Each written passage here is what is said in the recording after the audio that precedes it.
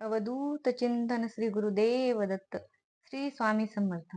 माझ्या स्वामी कृपा या चॅनल मध्ये तुम्हा सर्वांचं स्वागत करते आणि तुमचा आजचा दिवस शुभ जावो अशी स्वामी चरणी प्रार्थना करते व माझ्या आजच्या व्हिडिओला सुरुवात करते.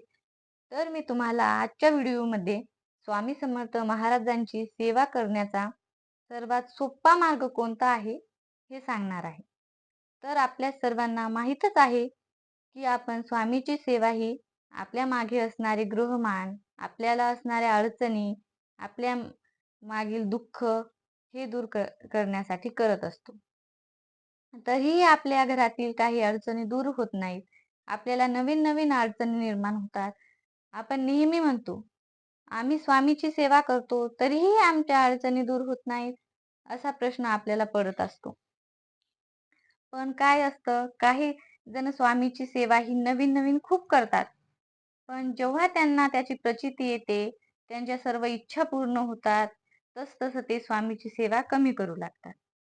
कदाचित त्यामुळेही तुम्हाला तुमच्या जीवनात नवीन अडचणी येऊ शकतात. नेहमी एक लक्षात ठेवा, आपण स्वामींच्या सेवेत खंड पडू द्यायचा नाही. आपलं पूर्ण आयुष्यभर आपण स्वामीची सेवा करायची.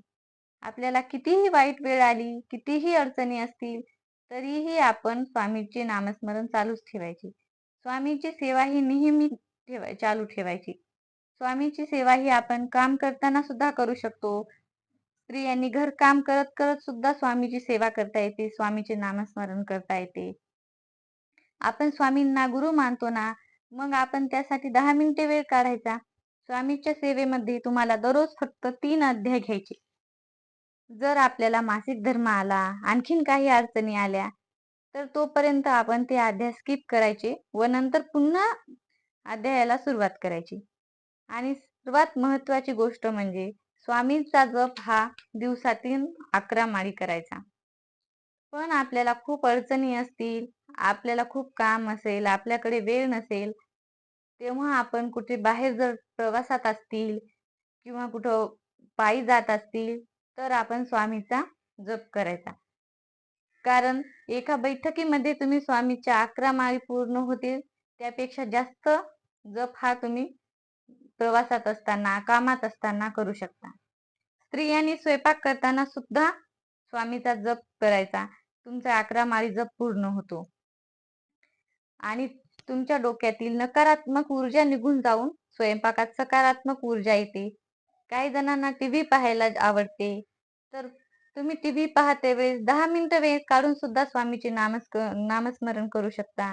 तुम्ही जर खरंच काम करत करत स्वामीचे नामस्मरण केले, तर तुमच्या कामाला नक्की यश येते. अशा खूप जणांचा अनुभव आहे.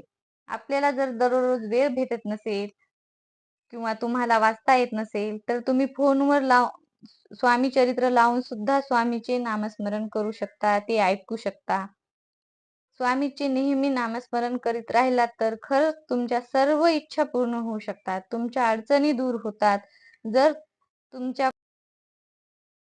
जर तुम्ही एका बैठकीमध्ये बसून स्वामीचे अध्याय वाचू शकत नसाल, तर तुम्ही स्वामीचे नामस्मरण करू शकता. तुम्हाला जसा वेळ भेटेल, जेव्हा वेळ भेटेल, तेव्हा तुम्ही स्वामीचे नामस्मरण करा.